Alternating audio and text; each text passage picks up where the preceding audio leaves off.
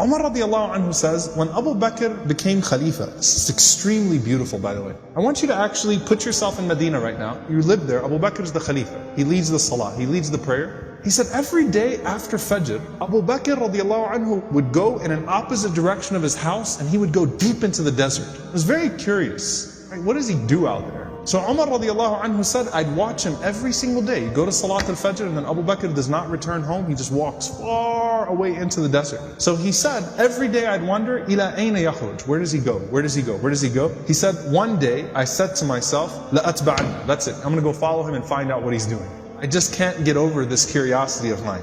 So Umar radiallahu anhu said, I kept the pace from him to where he was at the end of my eyesight, meaning I walked just as far away to where I could still see him. And then he said, I saw him go into this beat up old house. So Umar radiallahu anhu said, I quickly went and I hid behind. And he said, he spent a long time in there. It wasn't like a short amount of time. He spent a long time until after the sun was up, meaning it was getting hot. This is after Fajr, this is way past Duha, way past sunrise. And it got hot and then Abu Bakr radiallahu anhu left the home and he made his way back to Medina. He said, this is way out of the city of Medina now. This isn't even the city of Medina right now. Way out of the city of Medina. So Umar radiallahu anhu said, I waited until I could no longer see him, meaning he made his way back to Medina. And Umar radiallahu anhu said, I knocked on the door, okay? And he said, this woman opened the door. She was elderly, she was frail, she was blind, and there were a bunch of little kids running around, okay? So I said to her, Assalamu alayki, ma sha'nukum ya amatullah. I said, peace be unto you. What is your situation, O servant of Allah? And she said that I am a blind woman, and I have no one to take care of me, and I also have these orphans with me. You know, and the implication, Allahu Alam, her kids died, left behind, these are her grandchildren, or these were orphans. Somehow, it's her, and it's some orphan children. And she says, I have no one to take care of me, and these orphans. Umar radiallahu anhu said, who is that visitor that comes to you every single day? The answer, she says, I don't know who he is. La yuthkar li ismuhu abada. He never once shared his name with me. He never bothered to tell me his name. Umar radiallahu anhu said, well, what does he do? قالت جزاه الله خير. She said, may Allah reward him. Every morning he comes. Listen, by the way, she details it. She says, he cleans my home. He washes our clothes. He grinds our wheat. He bakes our bread. He cooks our breakfast. And then he leaves. Subhanallah. Think about that. If this was the only narration we had about Abu Bakr, it's incredible.